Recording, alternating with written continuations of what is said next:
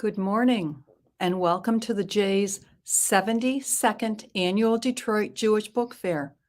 My name is Sandy Matz, and I am a member of the Detroit Jewish Book Fair Executive Committee. Book Fair is proudly sponsored by the Jay, where you can find your Jewish center. Book Fair would like to thank literary agent patrons Sandy and Stephen Matz and bronze book sponsor Jewish Hospice and Chaplaincy Network for their support. Thanks to all the generous donors, we are able to present most of our programs free of charge, and we invite you to become a patron or sponsor as well. We'd also like to thank Schuler Books, our community bookseller partner for 2023, and extend our gratitude to the entire Book Fair committee.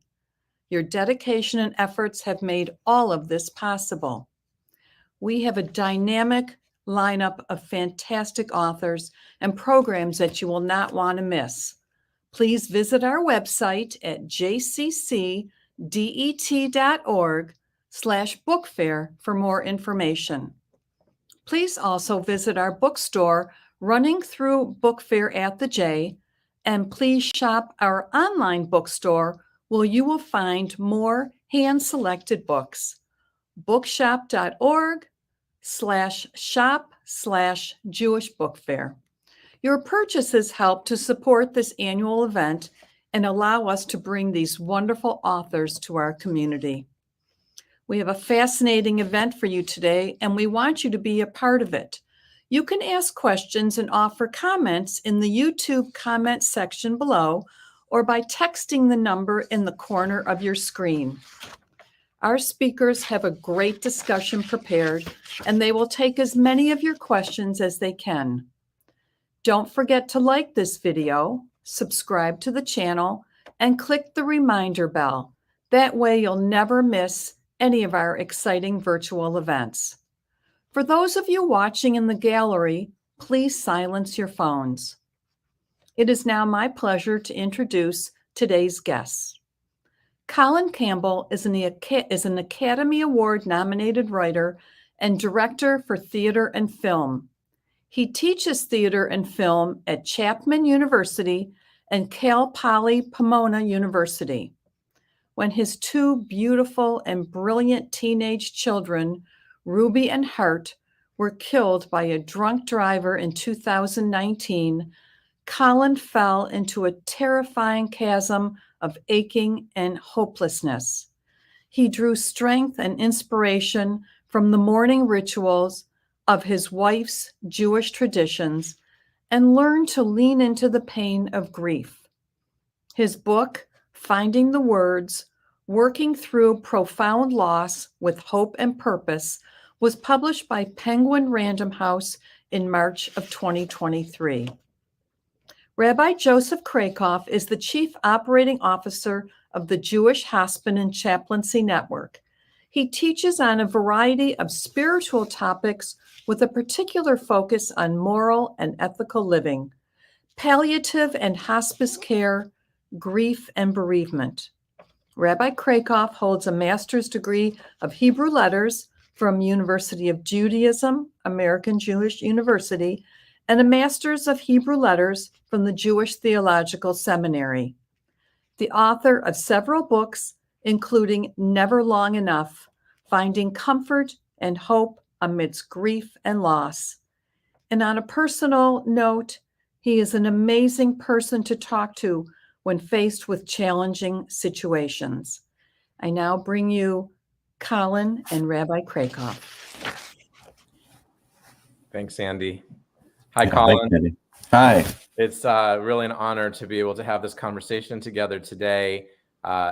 Your book was spectacular and such an incredible approach to the practical issues that come up with profound loss. And with your permission, I'd love to begin our conversation by quoting you to you and reading just a little bit from the very beginning of the book, which I think can get our conversation started. So these words will be familiar because you wrote them. You begin, I always believed deep in my heart that my life would just keep getting better and better. It certainly felt that way as I moved through my 30s and 40s, watching my kids blossom and my marriage strengthen. I discovered my calling as a father and a teacher, and each year I felt more confident with who I was and my place in the world. I didn't believe in God or fate or karma, but I did have an unshakable belief that whatever challenges I might face, it will all work out in the end.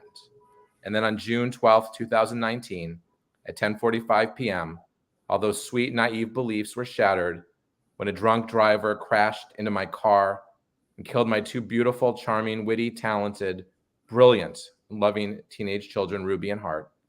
In an instant, my life would not ever all work out in the end. Ruby and Hart's deaths did not happen for a reason, and no more doors would ever open again for either of them. My wife and I survived the crash, but our lives were destroyed. Colin, as you think back 4 years and a few months to that horrible, horrific, terrible event, when you think back on it today, what does it stir in you? It stirs the same thing that it stirred right after. I think it's so fresh. 4 years and a couple months, 4.5 really, feels like nothing. So it's all that aching. It's aching for the life that I had, and then the struggle to stay connected to this life, to find meaning in this life. That's what I think about. I want to begin by giving you the opportunity to tell us a little bit about both your children, because you say in the book, and I think it's a really important point, is that a lot of times people don't want to go there with you because either they can't handle it or they think you can't handle it. And one of the most important things for someone in mourning is to be able to be given the permission or the space to talk about their loved ones. Yeah. Thank you. So, so Ruby was 17 years old when she was killed, and Hart was 14.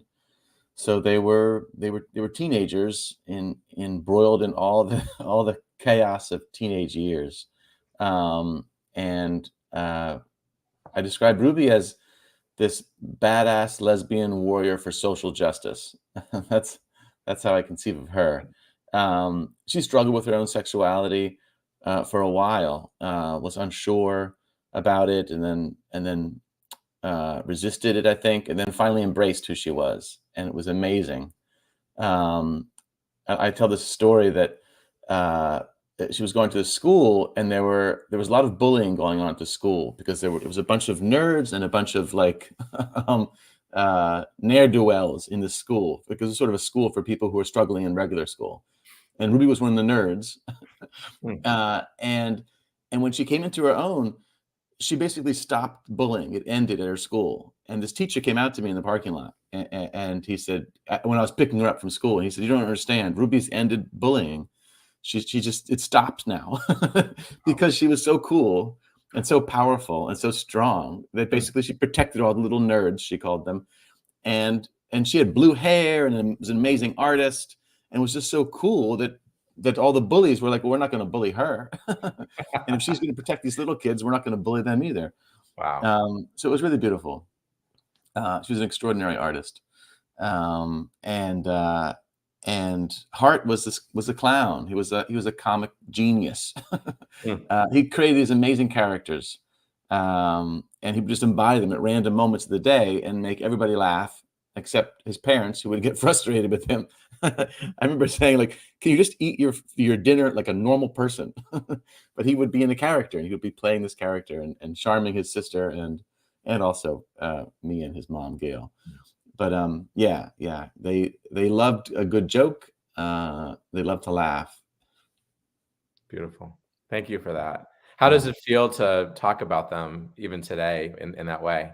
Yeah, it's funny when as soon as you asked me that, I get the first jolt of like, uh-oh, and then great. It's always like, oh, you gotta take a breath, I guess, a little bit. It's never easy, but it's always good. That's my takeaway to talk about Ruby and Hart. Yeah, because the aching is going to come up, no matter what, no matter how long. Yeah. What inspired you to take your experience and put it into a book and share it with the world? Yeah. So I began writing during lockdown for 2020, and part of it was just the impulse to process my own grief. I wanted to write about it so I could just like literally think about it and process it and try and understand it on some level, try and put words to it. And then the other impulse was that I felt like I had something to offer other grieving people, Mm. because I noticed that in so many of our grief groups, that it would start off, everybody was sort of aching and bewildered at the loss of their child, because these are grief groups for people with child loss, and then the conversation would very quickly change to how they felt abandoned and alone in their grief by their friends and family who couldn't understand what they wanted and needed. And it was such a common refrain. It was shocking how many people would be like, yeah, oh, yeah, you're going to lose almost all your friends. Hmm. And I'm like, wait a minute, no, that can't be. My friends love me. They love Ruby and Hart. Mhm. And yet I could see how that could happen, because people start to pull away. They get nervous Yeah. around people with profound loss. It's scary, and they don't know what to say. And I could so quickly turn bitter about that. I could feel it in myself. Like, why aren't they calling me? What's wrong with Mhm. these people? Don't they understand? I'm in pain. I'm lonely. And I found, Gail and I found that we had an ability to communicate our needs to our friends and family, and just be straightforward about what we needed, and get the support we wanted. And so I thought I could share some very practical things, like literally words we used to talk to people, emails we sent, so that there would be a practical side to navigating grief, specifically in terms of how do you communicate your grief needs to your community so you're not alone. You don't feel as alone. I thought that it was courageous in many ways for both of you to tell your friends and family and Gail's coworkers before she went back to work exactly what she needed and what you needed, and what to say and what not to say to help you. Mhm. I think people are nervous, and it produces anxiety. They don't want to say the wrong thing. They don't want to intentionally hurt. Yet a lot of times people say things, as you talk about in the book, that are hurtful. Things like, they're in a better place, which is like mind-boggling how somebody could say that to somebody who's experienced any kind of loss, let alone profound loss, right? A better place is here with us. And the fact that Yeah. you called it out, and you gave people the words, and you really kind of held their hand when you were grieving and what Gail was grieving, to help them understand what you needed. If you could talk more about that, because I think even Yeah. today, grief is it's uncomfortable for people. Certainly those that are going through it, no question, uncomfortable is not even the word, but those that are receiving people's comments, I hear all the time in Shiva homes, well, at least they lived to be 80. Well, Right. I wanted them to be 90 or 100 or 120 like Moses. So if Yeah. you could comment on that. Yeah. Yeah. That comment, that at least, I think it comes from this desire to give comfort. Mhm. People see people in pain, and they want to stop the pain. They want to take it away. It hurts to see your loved one in pain, right? And so you think, oh, I need to comfort them. I need them to try and feel better. But you can't feel better from loss. You can't fix someone else's loss. And so if you're trying to fix it, you're inevitably going to step into a territory where you're minimizing the loss. You're saying, well, at least they lived to 80. Like, look on the bright side. And it's like, I don't want to hear that. I want to be allowed to feel my loss. I want to be allowed to feel the pain of them not reaching 90. Right. That's what I need. I need to be able to talk about my pain and about the person who died. Let's celebrate their life. Let's talk about them. And so people who are scared to mention Ruby and Hart for fear of upsetting me, that's what's going to upset me. It's not talking about Ruby and Hart. Right. Even if for some reason I didn't want to talk about Ruby and Hart on one day, all I would have to say is I don't feel comfortable talking right now, and it would be fine, right? By the way, that's never happened to me, but understand some people, it happens to some people, right? Some Sure. people in grief are like, you know what, I don't want to talk about my deceased spouse right now. Yeah. That's okay. What's worse is not talking about the spouse when you need to talk about them. So it's much better to err on the side of let's talk about them, for sure. Yeah. I love that in Jewish tradition, one of the profound rituals of going into a Shiva home is that we're supposed to offer our condolences. And there's a phrase in Hebrew, we should offer them peace and comfort, and then close our mouths completely and let them shape the conversation, or not, or just sit there in silence. And of course, silence is always uncomfortable for people, but there's nothing that we can say as people who are going to comfort mourners, as you say in the book, that is going to fix their pain, right? We're not there to cheer them up. We're not there to snap them out of their grief or to get them to get over it or encourage them to get over it. We're there to just simply be there and hold their hand and hug them and let them know they are not alone. Yeah, yeah. And what's so beautiful about that Shiva rule or guideline is that it allows the supporter to take their cue from the griever, from the mourner, because maybe the mourner wants to laugh. Maybe they want to be telling funny stories about the person who died, and you can walk in and you can see that and then join that. Or maybe they want to be weeping in that moment, so you can step in, see that they're weeping, and then join them in those feelings of grief. So you're not trying to change where the griever's at. You're not coming at them with a different, grief is not something that needs to be changed, right? So yeah, it's taking your cue from the griever, and that's so beautiful. Right. And I want to also speak again about Jewish traditions. You asked me, how did I get the courage to say that to my friends? And it really was from Shiva, because Shiva gave us a structure. People came to our house, and the structure was, let's talk about Ruby and Hart. Let's talk about our grief. Our wise rabbi, Sharon Brous, turned to us and said, do you want to say anything to these people? And yes, I do. I want to talk about Ruby and Hart and my grief. And then they would come up and talk about Ruby and Hart. And it felt so helpful to have people who loved Ruby and Hart telling Ruby and Hart stories. And that was so necessary. And then Shiva ends, and people suddenly stop talking about Ruby and Hart because they don't have the structure, right? They have the structure from Shiva. And that's really what helped me have the courage to ask for what I needed, because I got a taste of it during Shiva. Like, oh, I want more of this, please. Yeah, it is really interesting as I think of sort of the Shiva experience in Jewish mourning rituals, long before psychology was a science.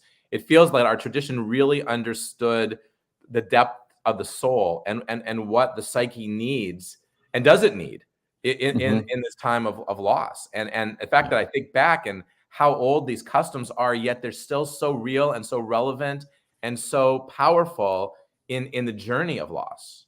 Yeah. Yeah. And they're so specific and right on. They literally taught me how to grieve. Because I didn't, my cultural background had no information about grieving, nothing.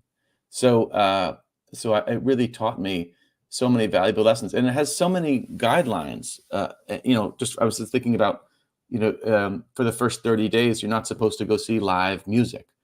And I went to see a live play.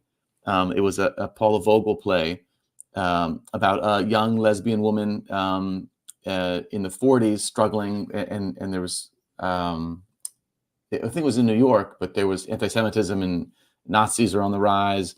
And Ruby would have loved it, right? It would have been right up Ruby's alley. So I'm going to go see this play. I love Paula Vogel anyway, but I'm going to see it especially for Ruby. But it was within the 30 days, and it was too painful to see these people up on stage. They're so full of life, actors on stage or musicians on stage. They're exuding this powerful, like, I'm alive, and I wasn't ready in the first 30 days.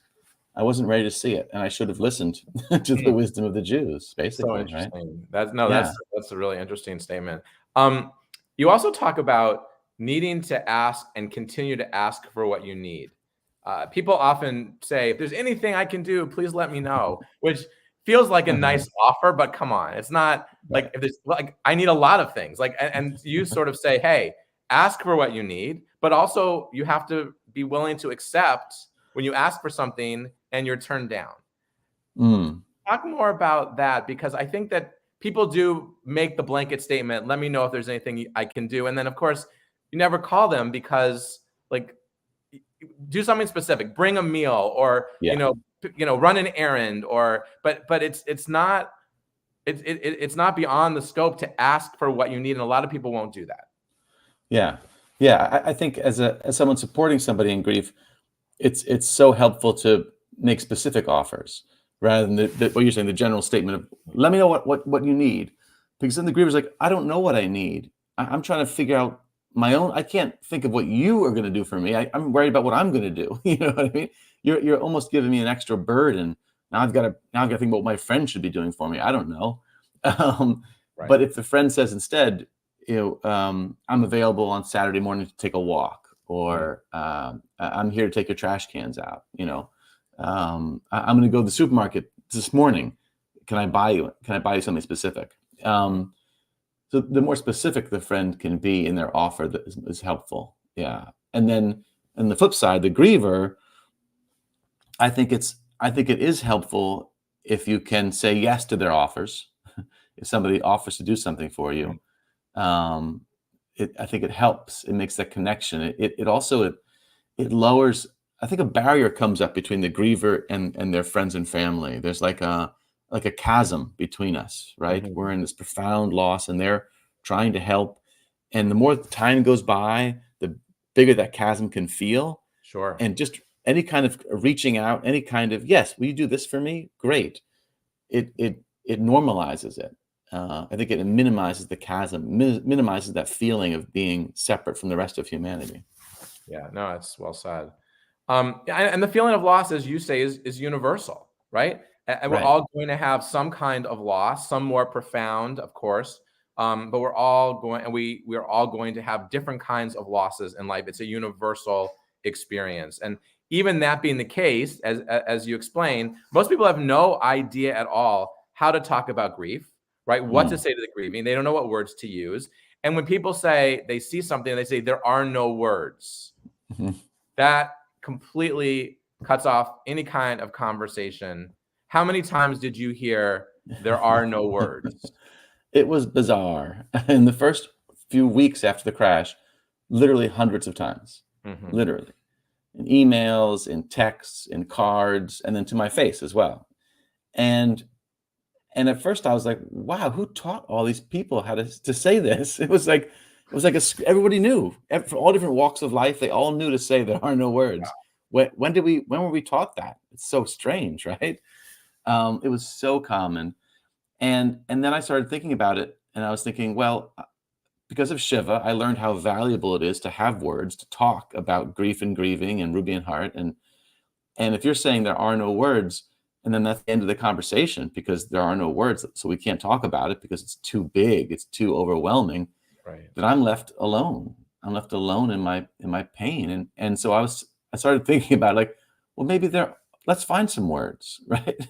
Let's try. You don't have to find the perfect words, but let's talk. Let's just talk about what's happening and talk about Ruby and Heart and what I'm going through and what you're going through, Let's start to find the words. Yeah. In addition to talking about Ruby and Heart, were there particular words that were most helpful that you would give advice and say in a situation like this? You're not going to change the situation. You're not going to bring them back. You're not going to heal the person. You're not going to make them feel better. But were there words that spoke to your soul that actually did bring you some modicum of comfort?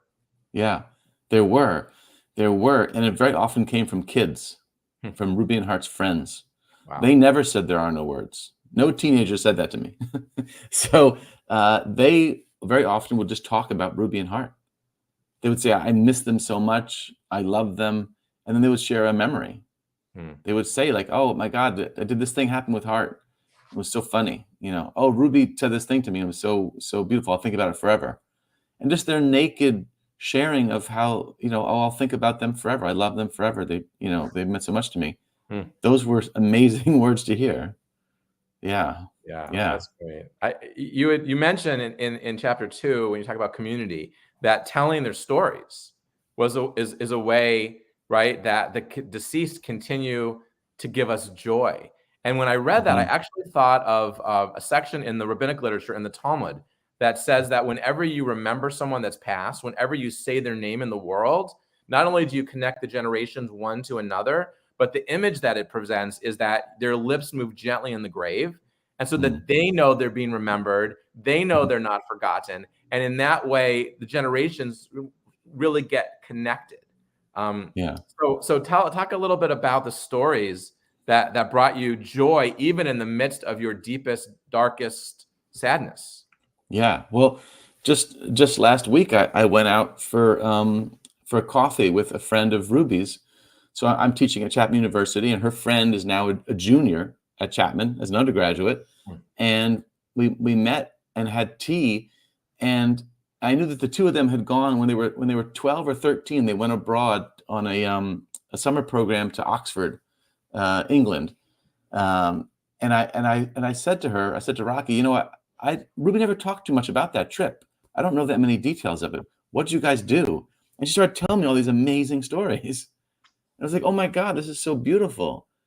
And then she revealed that she's working on a screenplay about that time. Oh, wow.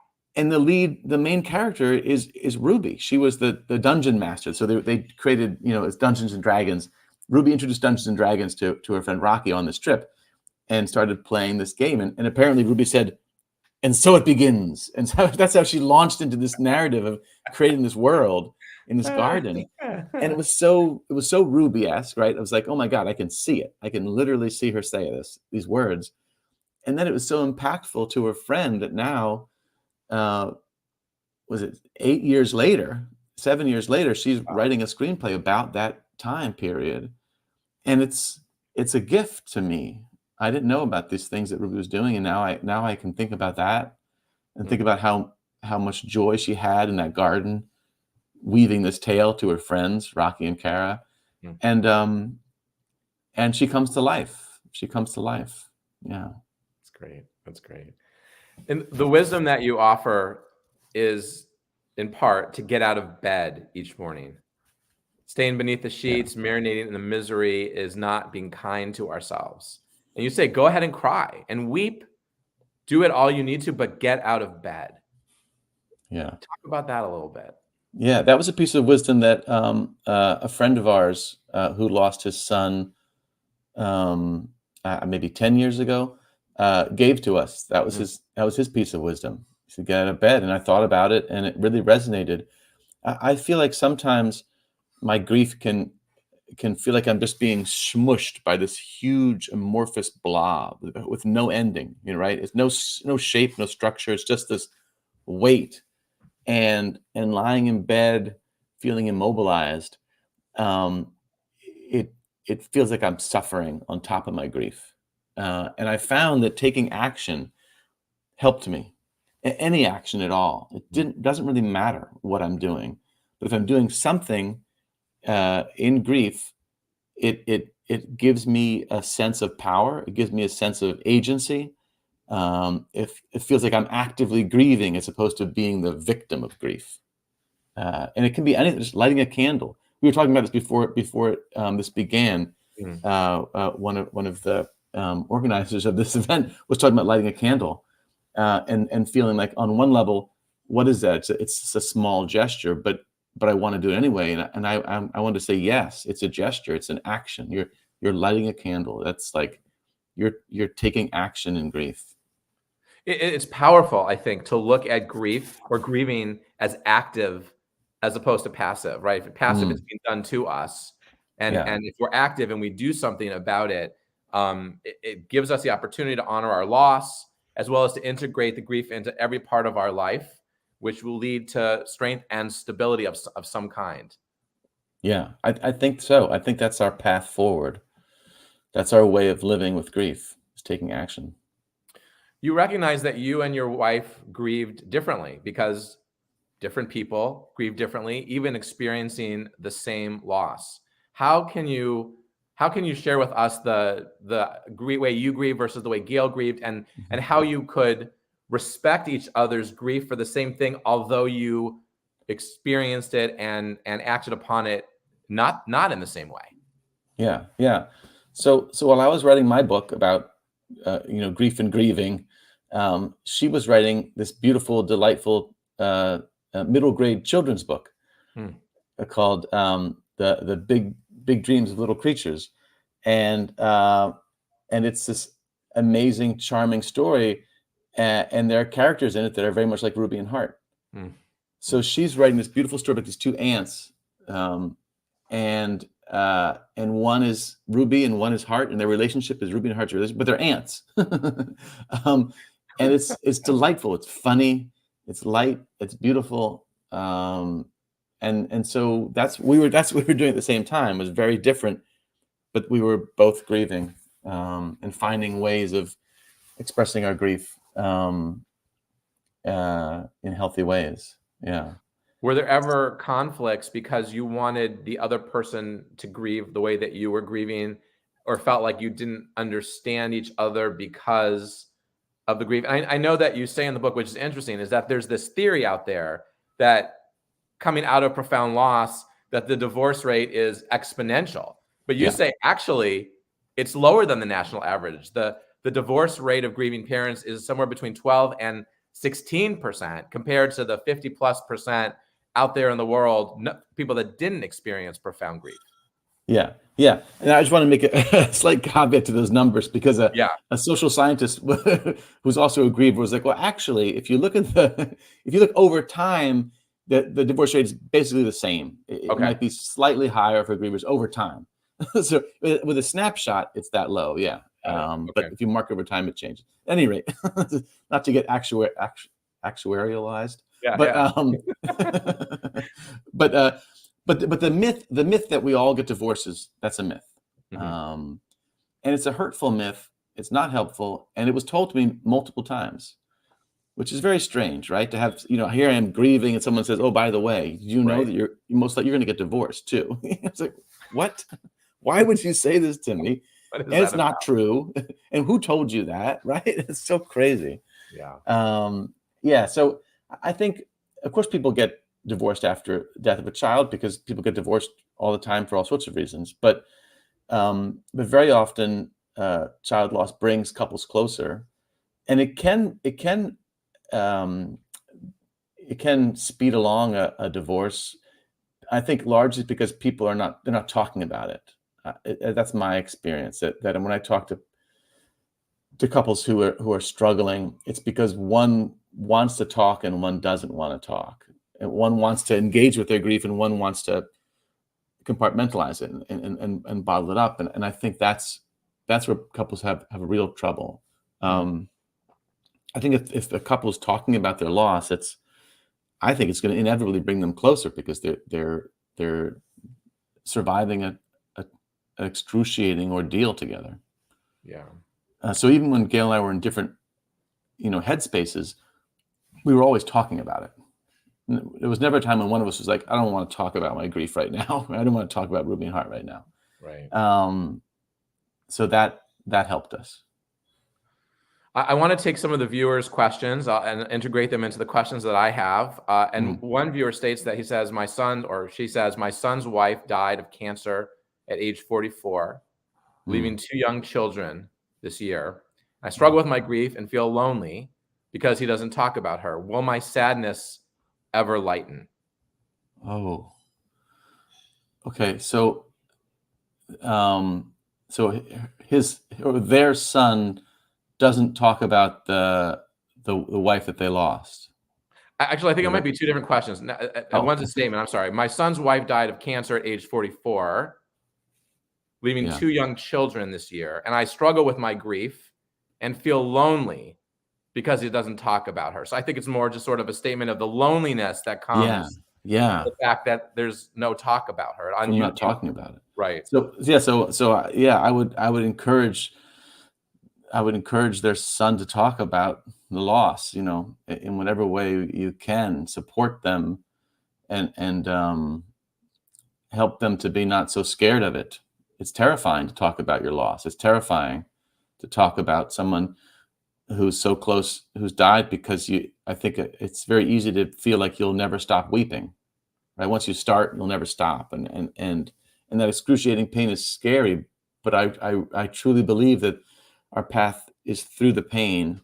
And if we talk about the person we lost, it becomes progressively over time easier and easier, and you get more and more access to the joy. And you say in the book, if we run from the pain, we also run from the love we shared. So it's not one or the other. If you run from that pain, you're running from the love. Right. You can't possibly think about all the wonderful memories you had if you can't think about the memories you had and feel that pain. So you're closing off all the joy you shared with your loved one by not talking about them. And the other part of the question is, will they ever feel lighter, better, or Well, so yeah, so actually it is the same question. question. So his lovely articulate children say it makes them sad to talk about her. So I take their cue and feel more alone because I can't talk about, and I want to know, will the sadness ever lighten? Yes. So talking about the person who's died, it hurts. And the more you engage with it over time, the less it hurts and the more joy you have access to. Absolutely. Absolutely. So that for me is the path forward. Yeah, it hurts to talk in the beginning. And it even hurts a little now, like I said to you, right? It hurts, but it's also, I love talking about Ruby and Hart, and it feels good. So I hope that this family finds a way to talk about this wonderful woman who tragically died, because they had so much joy. They shared so much joy together. Yeah. The image you put forth, I think, is such a meaningful one. You talk about how grief starts off as a terrible weight that presses down on us. And then as we process our loss, that pain shifts, doesn't go away. It shifts. It slides off our shoulders and becomes something that moves alongside us, recognizing that it doesn't go away, but that it then becomes more bearable when it's not pressing down on us, but is alongside us, and we carry it with us. Can you expound upon that a little bit? Yeah. It was a beautiful thing that a friend of mine said, Rick Knutson. He picked us up from the airport. We went to New York maybe like 5 months after the crash, so pretty fresh. And he picked us up at the airport, Gail and I, and he said that driving. And I don't know where he got that, but I was like, oh my God, yes, that's kind of feels like what's happening, and that makes so much sense to me. I love the image, I love the visual image of it sliding down and accompanying me. And now my relationship to pain is different. I cry all the time. I teared up when you read my opening passage just now. So I cry all the time. But it's okay. It's okay. I'm not scared of crying anymore. I'm not scared of weeping or keening, because I know that it comes in waves. And I want to open my heart to feelings. I don't want to close my heart down. So if I'm going to open my heart up, I'm going to feel the pain, but that allows me to also feel the joy. Yeah, that's big. I want another question from a viewer. When death of your loved one is caused by negligence of another person, how is your grief impacted when you think about that person, the drunk driver that shouldn't have had her license? Right. And do you have to forgive them? Yeah. Those are great questions. Yeah. So the woman who killed my kids was a repeat offender, and she didn't have her license revoked, and she wasn't supposed to be driving at all. So there's that rage. And I'm not comfortable with rage as a person. That's hard for me. And so I struggle with it. I feel like out of control in my rage, which is scary for me. But so I try and find ways of managing my pain and rage by giving me healthy outlets. And also I don't think too much about her. I prefer to think about Ruby and Hart, and she doesn't really have a part in their life. She has a part in their death, but not their life. So I'm fine not thinking about her. But when I do think about her, it's awful. And we asked a therapist, Ruby's therapist, actually. Gail and I both went to him together. He treated her for OCD and depression. He was marvelous and helped her so much and loved her. And we went to him afterwards because he said, maybe I can help you too. And we also see our own a private therapist as well. But we went together to him, and we told him, what about forgiveness? And he said, who says you have to forgive them? She says, I don't forgive her. I want her to be horribly mangled and suffer for the rest of her life. And we're like, oh my God, really? The therapist said that? He's so full of rage. I was like, oh my God. But there's no rules to my mind, forgiveness is about us. Does it help us? Does it help us? Right. And also, do they earn it? What do they have to do to earn forgiveness? I don't think it's something that you just sort of give willy-nilly or get willy-nilly. Gail and I went to men's prison and spoke to men who had formed this DUI club, and it was called, I think it's called Take Away the Keys, or it's something like that. And they're dedicating their lives to preventing drunk driving deaths. And many of them were in prison because they killed someone while drunk behind the wheel. And so talking to these men, hearing their stories, they wanted to hear my victim impact statement. They said, yes, please, we want to hear it. And it's pretty brutal.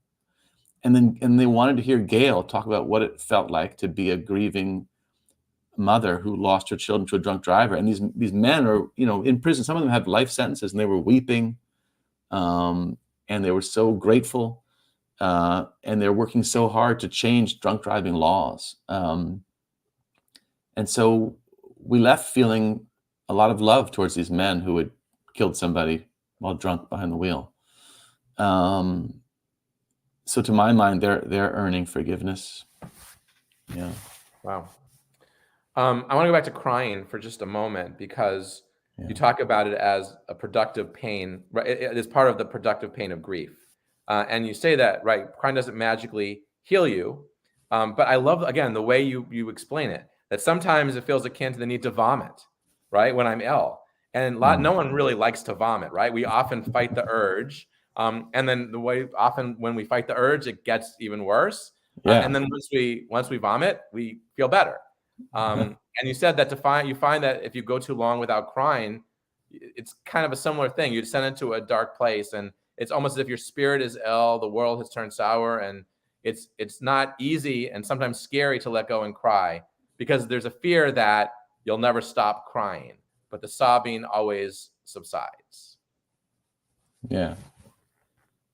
How often would you say today you allow yourself, or you need to cry, to be able to deal with everything you've lost? Yeah. It fluctuates. But my relationship to the crying makes me think, like, I remember in the early days, Gail and I both felt like we weren't crying enough. And we believed the other one was crying more. So I was convinced that Gail was crying more than me, and she was convinced that I was crying more than her. And we both just felt bad about ourselves. And I think I want to mention that because I want people who are listening to be like, oh, shoot, he cries so much and I don't. So now I'm judging myself and my crying. You know what I mean?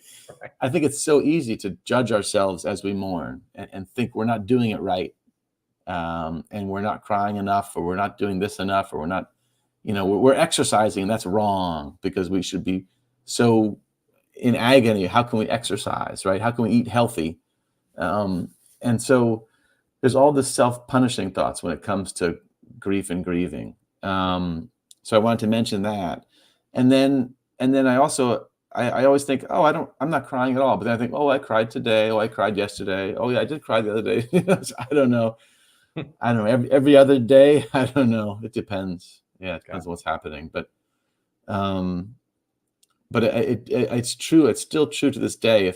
If like a week goes by and I haven't wept, I do start to feel ill. It's like something's wrong. Yeah. The Hasidic idea that you share is beautiful. I'm just going to share it with everyone here because I love it. I've used it many times since I read it in your book. So I want you to know that I've literally applied it multiple times. It's a Hasidic thought that our bodies are full of water, that we're bones and muscles, blood, and then filled head to toe with water, and that there's no empty space inside of us. So when something new happens, whether it's grief or joy, tears pour out as a way of making room for us to assimilate this new reality. And otherwise, it wouldn't fit inside our bodies. There'd be no place for it to go. I just think what an incredible way of looking at it, making room within us for whether it is grief or joy, to be able to sort of pour out the tears to make room for that. Yeah.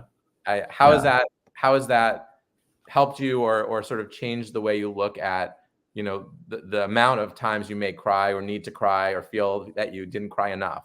Yeah. I love it. So I got that from my rabbi. So my book is full of all these little pieces of wisdom that I got from all these different people, right? And these things that they stick to me, and they meant things to me. They mean things to me. So yeah, I love that image. It made a lot of sense to me. The idea of assimilating this new reality, and it needs space. It needs literally physical space in our bodies to be able to take it in, because it's such a loss. It's such a transformative moment in terms of our identity. It's so difficult to process. We're a different person now. I was the Ruby and Hart's dad, and now I'm the father of 2 dead children, and that is such a profound alteration that affects everything, every aspect of my life. Every relationship with every single person in my life is different now because of that. And it takes a lot of work and space to process it. So going back to what we said a few minutes ago, Sandy asked that you received excellent advice from a friend to get out of bed every day. And what advice would you give to someone in your position today? Yeah, well, I'd make sure that they were asking for it. I wouldn't want to offer unrequested advice, because grievers don't want to be told how to grieve, right? That's for sure. So that's advice I would give to other people. Don't tell us how to grieve. But if a griever were asking me for advice specifically, asking for it, then I'm happy to share. I think leaning into the pain of grief has helped me a lot.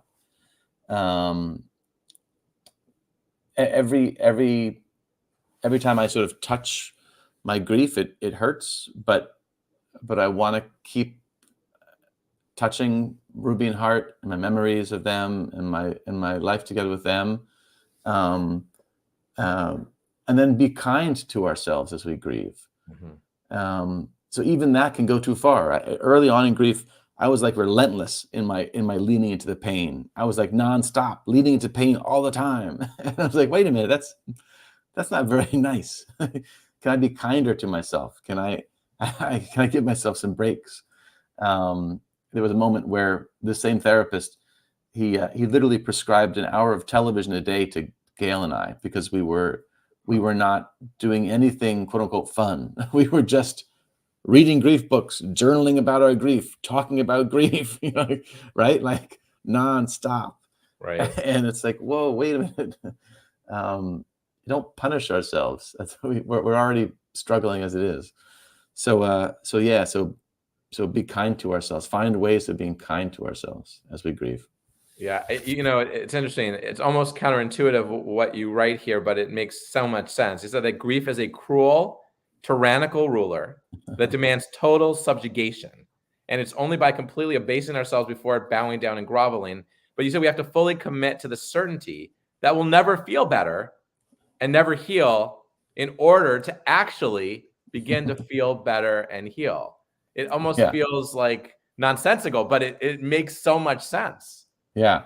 So that's a piece of wisdom from my friend Christopher Noxon, and I loved it. So it found its way into my book with his permission.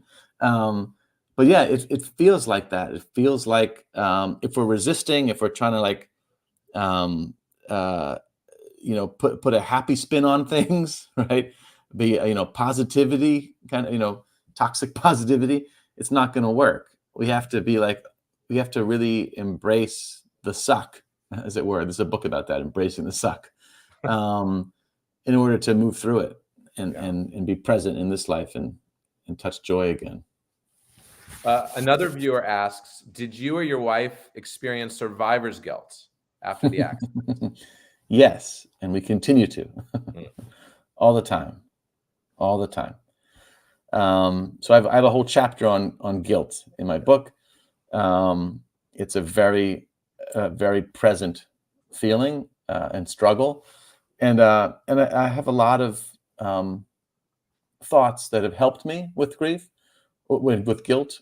One of them, again, from another therapist, and he gave me the wisdom that guilt is a form of denial, so that while I'm feeling guilty about making that turn or getting in the car or driving out to the desert, I'm in a way I'm living in denial because I'm thinking back to that date, June 12th, 2019, but that's come and gone. So I can't change that. So why am I sitting there? And it's because it's nice to be in denial, sort of. It's like, because Ruby and Hart are still alive. They're still alive in the backseat of my car. I could do different things and keep them alive. But it's not great to be in denial. It's not a great place to hang out. So it's seductive. It feels good, but really it's not living in reality. Right. So a lot of times being overwhelmed with guilt in a way is this not living in reality. So that helped me. I love also how you change a piece of the conversation, and you talk about how most people use the word healing, right? Healing in relation to grief and loss.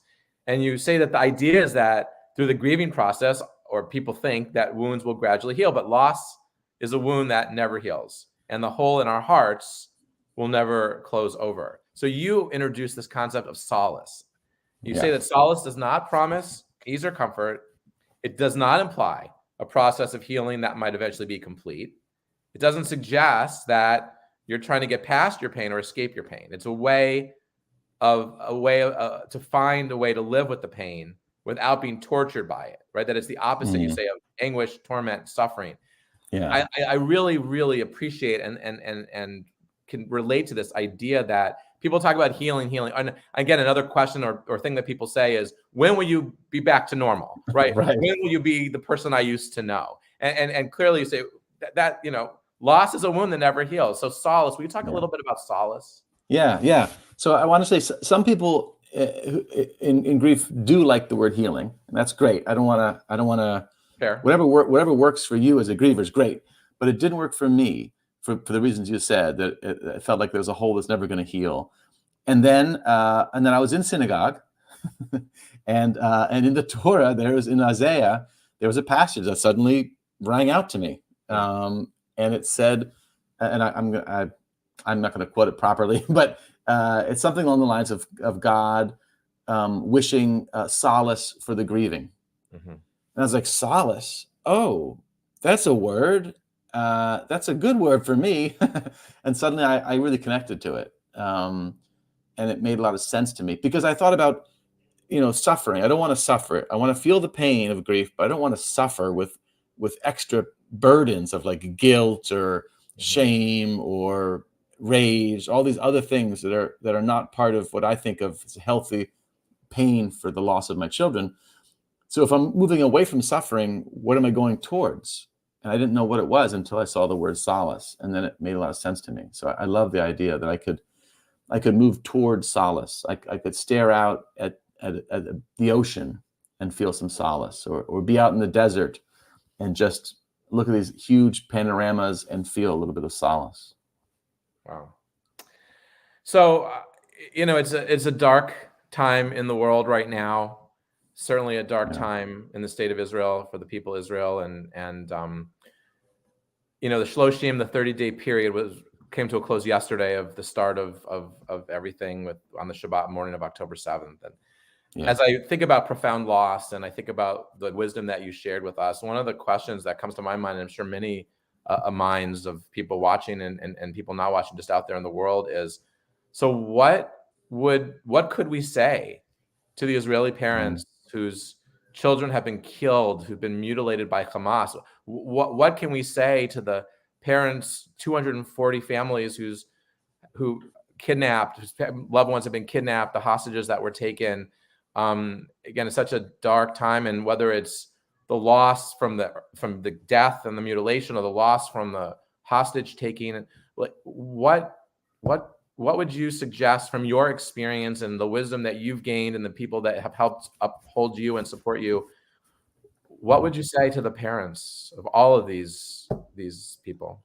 Yeah. I mean, it's awful and brutal, and so much despair, right? That comes up in all of us who are witnesses to these events, and then also people who are closer to those events. And so, again, I wouldn't give advice unless it was asked for. But if you know the person who was killed or taken hostage, then you can share stories and share your love. But from my personal perspective, in terms of wrestling with this, the only crossover I have is the idea of a violent death, right? Somebody killed. The woman who killed my children was charged with 2 counts of second-degree murder. So what we're talking about in Israel is first-degree murder, and a savage ones at that. So there's a slight connection there, and in that sense, I try again to not think about the person. That I try to dwell in the moment of their deaths. There's not a lot there for me, their lives mattered. Their deaths were random. I'm talking about Ruby and Hart's deaths, and meaningless. And so I try to find meaning in Ruby and Hart's lives. And I try not to dwell in the moment of their deaths, only because, like I said, there's not a lot there for me. It doesn't feel like it honors them. And the same thing is I try not to let the woman who killed them. She doesn't have a part to play in their lives. She ended their lives, but their lives are separate from her, right? She doesn't deserve to play a role in their lives, in my mind. So I try not to think too much about the actual moment of death, which is hard because that's what you're thinking about. Everyone's talking about what happened, what are the details, and I spoke with in my book I interview someone whose mother died by suicide when he was 10 or 12, like on the day of his birthday, and she died by suicide, and he had to live with this now for the last 40 years. And he has a desperate plea of like, let's not fixate on the moment of death. Let's celebrate their lives. So I think that's beautiful to think about. And then the idea of judging ourselves, which I talked about earlier. Are we crying enough? And these families are in the public eye in a way that's difficult. And again, I don't have a lot of experience with that, but the idea of judging ourselves, are we crying too much? Are we doing are we grieving properly? That must be magnified for them. And that must be hard. And can they be kind to themselves as they grieve? Yeah. Thank you for that. I know it's a tough question that we're all struggling with, and there's no easy answer. So thank you for sharing. I want to share a comment from an audience member, not so much a question, but just a comment on what you've evoked in this individual, through your story and through your book. What an amazing story and perspective. They write, my father lost both legs when at age 62, he was hit by a drunk driver as he was walking from his workplace to the parking lot, and our family was devastated. The lady who hit him had no driver's license, had previously killed someone while driving drunk. I wouldn't and couldn't go to court, so I wouldn't have to see her face the rest of my life. It was my way to deal with my anger and overwhelming sadness. And I've thought about that day, October 20th, 1983, every day since, but it doesn't get in the way of me living my life. Oh.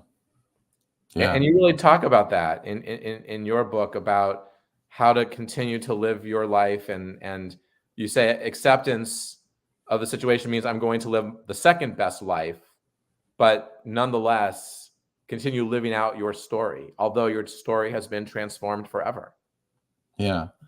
There was a moment, Gail and I were leaving our first Compassionate Friends group, and we went early on. It was 3 weeks after the crash, and it was a little too early for us.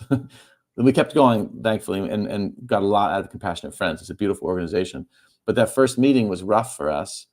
And we left early, and Gail like doubled over in the parking lot, and she wailed like, what are we going to do? How are we going to live? And those two questions have haunted me ever since that moment. and a lot of my book is trying to address those two questions. What are we going to do? What are we actually going to do in grief? And then how are we going to live? How are we going to connect back to life? So yeah. Another audience member asks if your parents are still alive, and if so, how did they care for you and Gail in the most helpful ways as you dealt with, as they dealt with their own grief? So how did they help you deal with yours as they were dealing with their own? Is the way I'm understanding this question. Yeah, that's a great question. So both of Gail's parents had passed away. Her dad passed away before Hart was born, and then her mom died just 2 months before the kids were killed. And Ruby gave a beautiful eulogy to Roz, her grandma, and that was extraordinary. And then my father passed away when Ruby and Hart were young, very young, and my mother's still alive. And so she struggled. She struggled with grief. I think it's a little bit generational too. It's even harder, I think, for her generation. There's a lot of like, put it away, compartmentalize it, don't talk about it. And so her first impulse was like, oh, I guess I have to take down all their photographs, because her house was covered in photographs of Ruby and Hart. She took endless photographs of them. And I said, no. This is the day after, right? I said, no. Don't take the photos down, right? Please. And she said, okay. And then it was hard for her. But then she did something very beautiful. She would take a photograph of one of the photographs in her house and text it to me every day. And so that was her way of sharing her grief. She would, walk around her house and find a particular photograph of Ruby and Hart, and then take a picture of it and text it to me. And she has struggled to say their names. It's been hard for her. She, for a while there, she was telling me, I don't have to say their names because I think about them all the time. Wow. And I was like, well, yes, but how is that for me? What is my life like if no one's saying my children's names? That would drive me insane, as if they never existed. Right. So can you please say their names? And then she said yes, and now she says their names. So it's not easy, but I ask for what I need because I need it so badly. Yeah, that's incredible. And so so she's very loving in that way. Yeah. In the book, what I really appreciate how you divided the different chapters up into fear and pain and denial and guilt and rage and despair. And, we had some understanding of, from Elizabeth Kubler-Ross, sort of some understanding of loss. But I think what you do is you really expand the scope of emotions that are part of this process of dealing with profound loss. And a legend that you share from the Cherokee tradition, which is really beautiful. We have two wolves fighting inside of us. This is in the section on rage. We have rage, resentment, and envy. We have love, compassion, and kindness. And the one you feed is the one that wins the fight. I just think that's really right on. Yeah, I love that. Yeah. So the Kubler-Ross has unfortunately fed a misunderstanding about grief, the stages of grief, right? And so people think that you move from one stage to the next, and you progress linearly forward, and that's not at all what works or what happens. It's not true, and it was never meant to be that way either. So it was misinterpreted, unfortunately. And I think the word stages was the wrong word choice, because words matter. And stage makes you think. You go from one stage to the next. That's what stages are. But that's not what she intended, and it's not true. People don't go from denial to whatever it is, bargaining, to anger, to acceptance. That's not how it works. Right. You bounce around all the time with all sorts of feelings, and they're mixed together. Right. Sometimes living all of them at once. Some is all at once. Yeah, right. Absolutely. Yeah. Well, with your permission, I'd like to end where we began. I'd like to quote you to you. I started with the beginning of the book, and I'd like to now read the very end of the book, and then of course give you the last thought, comment. This has been wonderful to share this conversation with you, and to hear your wisdom and your thoughts, and taking something so incredibly dark and tragic in your life and giving it to the world to try to help so many people, and of course to perpetuate the beautiful life and legacy of your two amazing children. So I would love to now share with you your words and then give you the opportunity to say anything you like as we conclude. So you write at the very end of the book, and under the title of, or the section, Living with Grief: time doesn't heal the pain, but time allows our hearts to expand so that there is space for more than just the pain. There is terrible aching, but over time we can also feel other things alongside that ache. The pain of grief is no longer the sum of who you are. By continuing to live, you are not leaving your loved one behind. You are carrying them forward with you in your heart forever. Every day that you are living as full a life as you can, you are honoring the one you lost. Find the words to express your pain and loss. Tell your grief to others so that you are not alone. Teach grief so that the world can be a kinder, more loving place. Take care of the people in your life. Be kind to yourself. That's nice. I love that guy. What a sweet sentiment. Good job, Colin. No, thank you. That's very beautiful. That's ridiculous that I said that, but I liked hearing it. Yeah, thank you. Thank you. I wanted to say that in my book I do also quote Ruby and Hart. There's a beautiful sort of poem, I guess, that Ruby wrote. Not really a poem. No, it's prose. It's a short piece, and then Hart's sermon that he delivered at his bar mitzvah, which is all about Ruby and mental illness, and it applies to both of them. Apply to grief, both what they write, and those are my favorite parts of my book, Ruby and Hart's writings. I also, the fact that you shared the eulogies, both of yours and Gail's in the appendix, I think was meaningful. So thank you, Colin. Thank you for this opportunity. Thank you for this book. And thank you for this opportunity to converse and talk about some things that are so uncomfortable for so many, but you've helped give us a language that I think is really thoughtful and can make us be better in bringing comfort to people in some of the darkest, most difficult moments in their lives. Oh, thank you. Thank you for this opportunity. Thank you so much, Colin and Rabbi Krakoff, for this meaningful and beautiful hour that you spent with us. And thanks to all of you who are online who listened to this amazing talk. Remember to like this video, subscribe to our YouTube channel, and visit our website for our full schedule and ways to get involved. See you next time.